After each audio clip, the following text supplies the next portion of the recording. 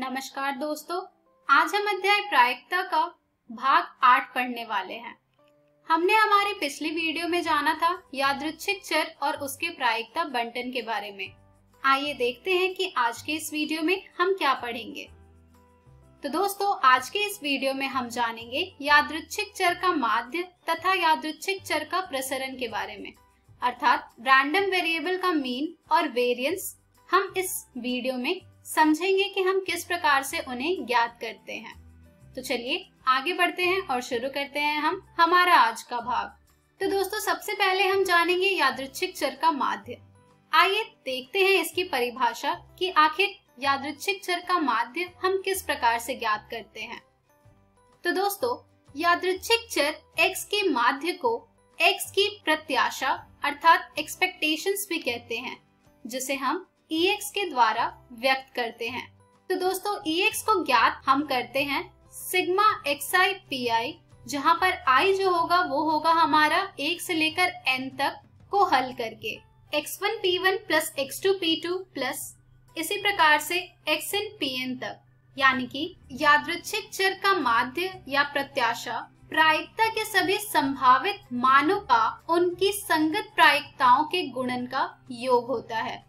यानी कि जो आपके पास प्रोबेबिलिटी होगी उसे जब आप गुणा करेंगे उसके संभावित मान से, तो वो जो उनका गुणन का योग आपको प्राप्त होगा वही होगा हमारे यादृच्छिक चर का माध्य, जिसको कि हम डिनोट करते हैं Ex से या फिर म्यू से, जिसे अगर आप मैथमेटिकल लैंग्वेज में लिखें तो वो आपका बराबर होता है सिग्मा xi pi, जहाँ पर i जो होगा वो आपका 1 से लेकर n तक का होगा, अर्थात जो कि बराबर होगा x1 p1 plus x2 p2 plus so on to xn pn। आइए दोस्तों, अब एक उदाहरण देखते हैं कि आखिर हम किस प्रकार से यादृच्छिक चर का माध्य ज्ञात करते हैं। तो दोस्तों, मान लें कि पासों के एक जोड़े को उछाला जाता है और यादृच्छिक चर x पासों पर प्राप्त संख्याओं का योग लिया जाता है। x का माध्य या प्रत्याशा ज्ञात कीजिए। यानी कि यहाँ पर हमें कहा जा रहा है कि पासों के एक जोड़े को उछाला जा रहा है, यानी कि 2 पासों को उछाला जा रहा है। अब यहाँ पर जो हमारा रैंडम वेरिएबल x है वो है कि हमारे जो पासों पर संख्या आनी चाहिए उनका सम हो, और इस रैंडम वेरिएबल का हमें मीन ज्ञात करना है, अर्थात माध्य ज्ञात करना है।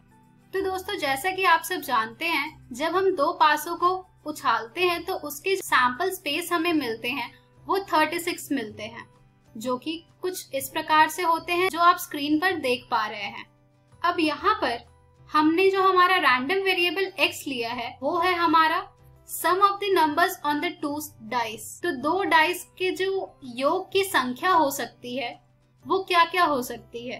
तो दोस्तों, वो हो सकती है 2, 3, 4, 5, 6, 7, 8, 9, 10, 11 तथा 12।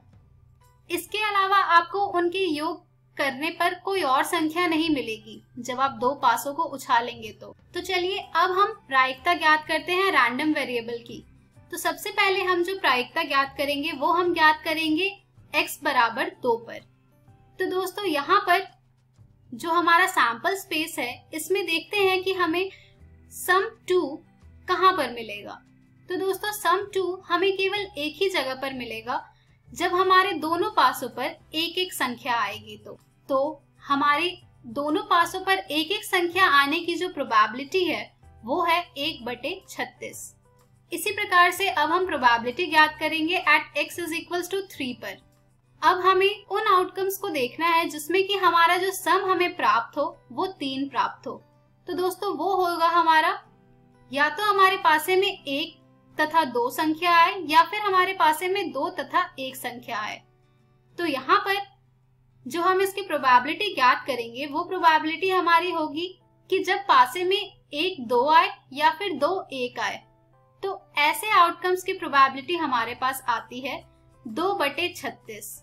इसी प्रकार से जब हम x बराबर 4 की प्रोबेबिलिटी ज्ञात करेंगे तो वो हमें प्राप्त होगी जब हमारे पासे पर 1 3 2 2 तथा 3 1 संख्या आए, और इसकी प्रोबेबिलिटी जब हम ज्ञात करेंगे तो वो हमें मिलेगा 3/36। जब हम px बराबर 5 पर प्रोबेबिलिटी ज्ञात करेंगे तो वो हमें मिलेगा जब हमारे पासे पर 1 4, 2 3, 3 2 तथा 4 1 आए तो। और इन सभी की प्रोबेबिलिटी जब आप ज्ञात करेंगे तो वो आपको प्राप्त होगा 4/36।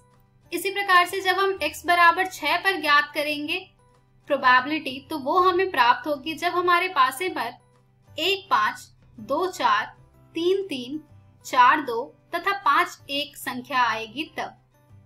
और इन संख्याओं की जब आप प्रोबेबिलिटी ज्ञात करेंगे तो वो आपको मिलेगा 5/36।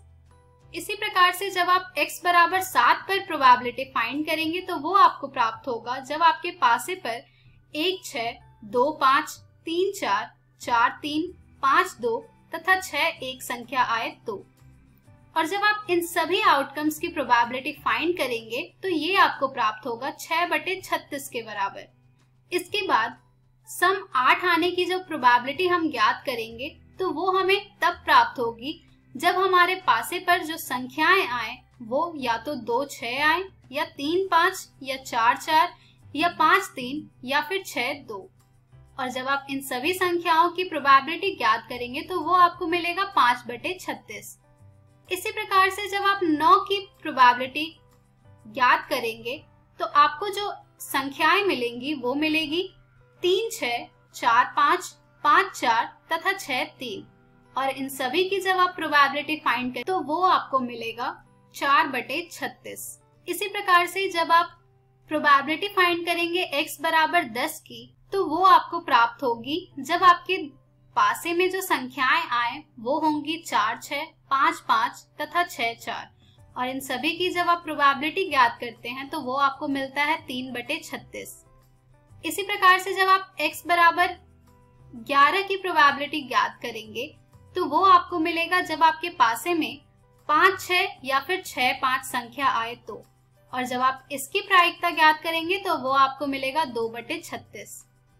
इसी प्रकार से जब आप x बराबर 12 की प्रायिकता ज्ञात करेंगे तो वो आपको मिलेगा जब आपके दोनों पासे पर संख्या 6 6 आए और इसकी प्रायिकता होगी 1/36।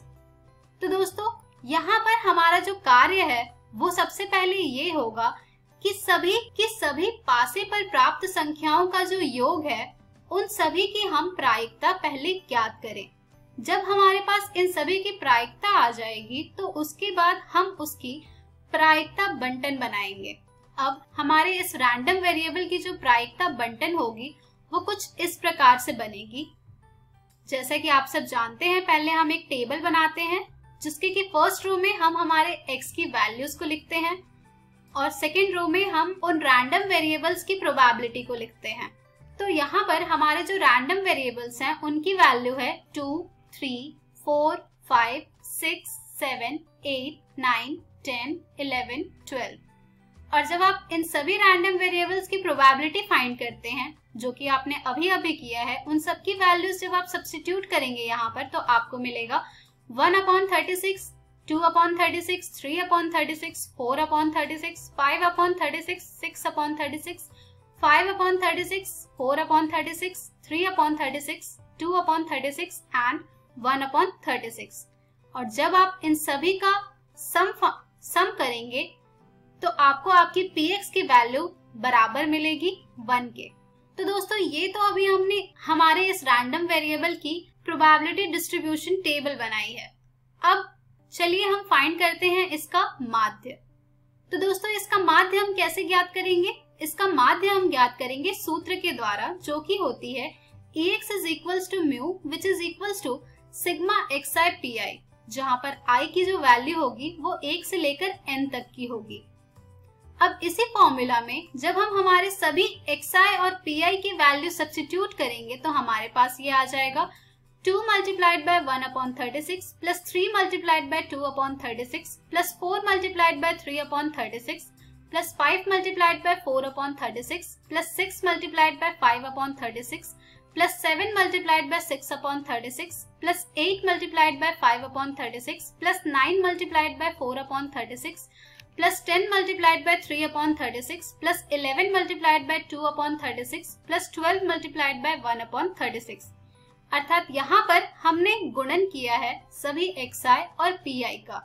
जब इसे हमने प्राय हल किया तो हमारे पास आ रहा है ये 2 + 6 + 12 + 20 + 30 + 42 + 40 + 36 + 30 + 22 + 12 अपॉन 36, जिसे जब आप फर्दर सॉल्व करेंगे तो आपको यहाँ पर इसकी वैल्यू मिलेगी 7।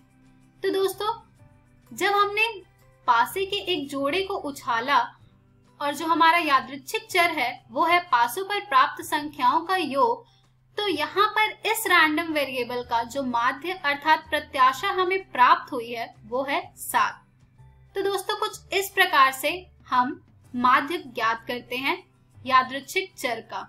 चलिए अब हम बढ़ते हैं वेरिएंस की ओर अर्थात प्रसरण की ओर। तो दोस्तों, यादृच्छिक चर का प्रसरण क्या होता है अर्थात उसे हम किस प्रकार से ज्ञात करते हैं, आइए जानते हैं। मान लीजिए x एक यादृच्छिक चर है अर्थात रैंडम वेरिएबल है जिसके संभावित मूल्य x1, x2 इसी प्रकार से xn तक संगत प्रायिकताओं px1, px2 इसी प्रकार से pxn के साथ विद्यमान है। मान ले mu = ex उसका माध्य है, तो यहाँ पर x का जो प्रसरण होगा उसे हम डिनोट करेंगे VAR x लिखकर या फिर सिग्मा x स्क्वायर के द्वारा, जो कि परिभाषित होता है sigma x square is equals to variance of x is equals to sigma xi minus mu square pxi, जहां i की वैल्यू होगी हमारी 1 से लेकर n तक की। तो दोस्तों, वेरिएंस अर्थात प्रसरण ज्ञात करने का जो सूत्र है वो है sigma x square is equals to variance x which is equals to sigma xi minus mu square pxi, जहां पर i की जो वैल्यू होगी वो 1 से लेकर n तक की होगी, जिसे हम फर्दर रिड्यूस करेंगे तो हमारे पास ये आ जाएगा sigma x square is equals to e x minus mu square, अर्थात यहाँ से हमारे पास सिग्मा x की वैल्यू आ रही है under root variance x which is equals to under root sigma xi minus mu square pxi, जहां पर i होगा हमारा 1 से लेकर n तक। दोस्तों, सिग्मा x को हम हमारे रैंडम वेरिएबल का स्टैंडर्ड डेविएशन कहते हैं, जिसका कि फॉर्मूला कुछ इस प्रकार से होता है जो कि आप स्क्रीन पर देख पा रहे हैं। इस प्रकार से हम किसी रैंडम वेरिएबल का स्टैंडर्ड डेविएशन फाइंड करेंगे और जब हमने इसकी वैल्यू सब्स्टिट्यूट करी तो हमारे पास यहाँ से जो वेरिएंस की वैल्यू आ रही है वो आ रही है ex स्क्वायर माइनस ex का होल स्क्वायर। इस सूत्र के द्वारा हम सिग्मा x स्क्वायर को ज्ञात करते हैं। सिग्मा x स्क्वायर होता है हमारा वेरिएंस और सिग्मा x होता है हमारा स्टैंडर्ड डेविएशन, और यहाँ पर ये जो ex स्क्वायर है वो होता है हमारा सिग्मा xi स्क्वायर pxi, जहाँ पर i जो होगा हमारा 1 से लेकर n तक के बराबर होगा।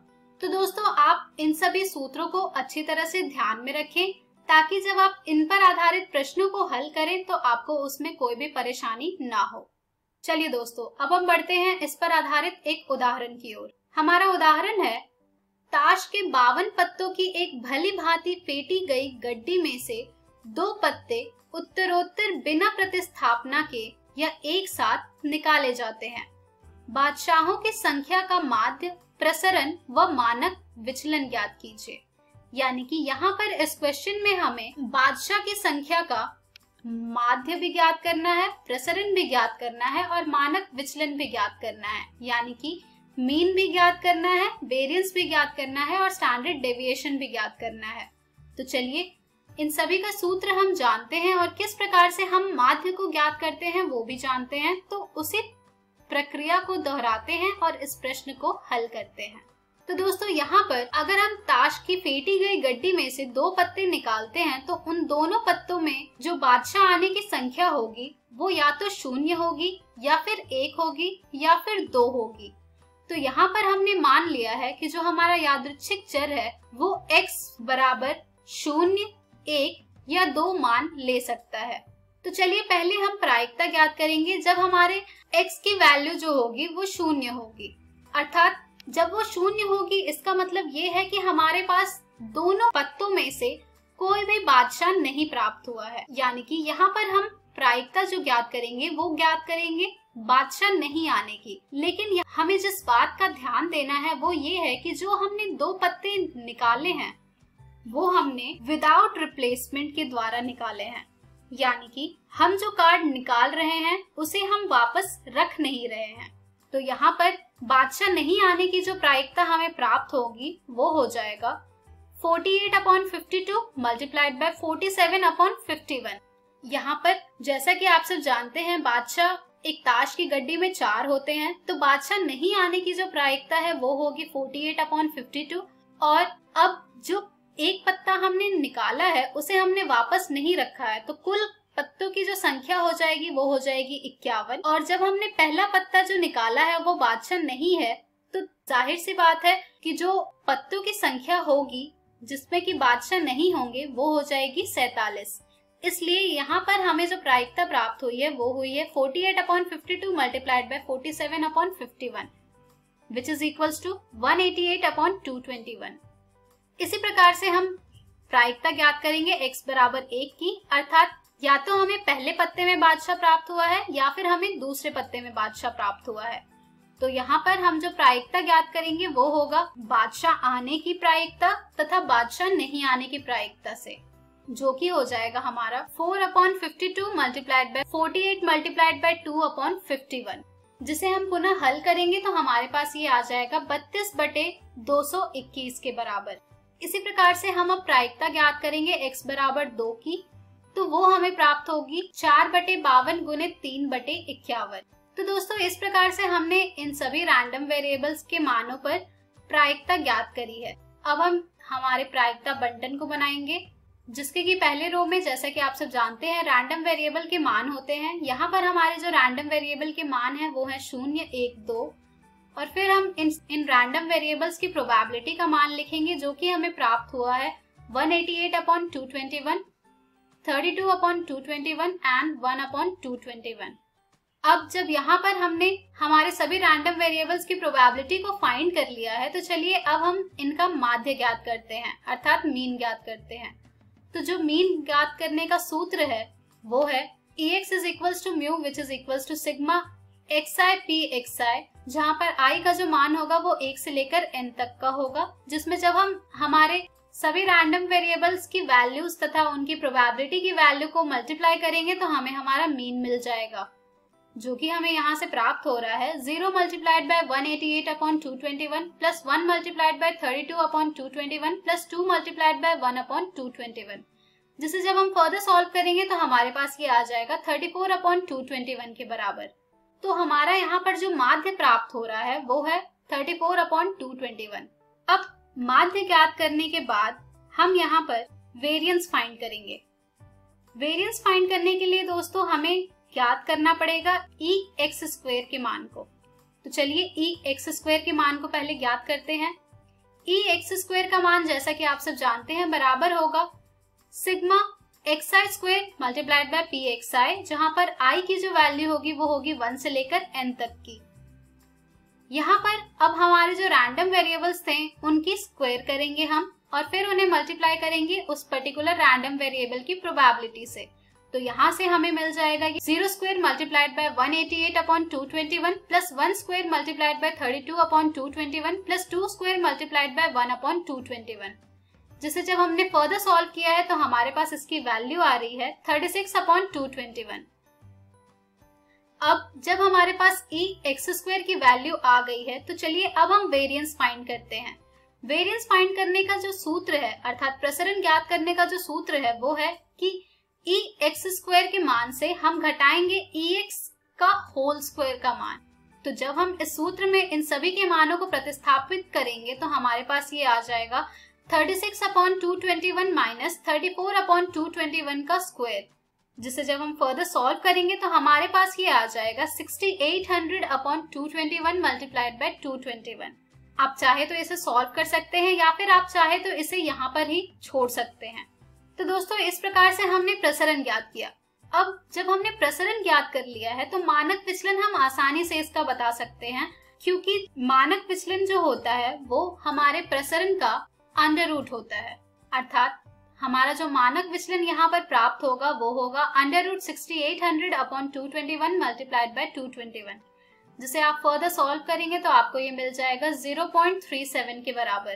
तो दोस्तों कुछ इस प्रकार से हम रैंडम वेरिएबल के मीन, वेरिएंस और स्टैंडर्ड डेविएशन को फाइंड करते हैं। इस प्रकार के और भी प्रश्न आपको आपकी एनसीईआरटी पुस्तक में मिल जाएंगे, जिन्हें आप जरूर हल कीजिएगा।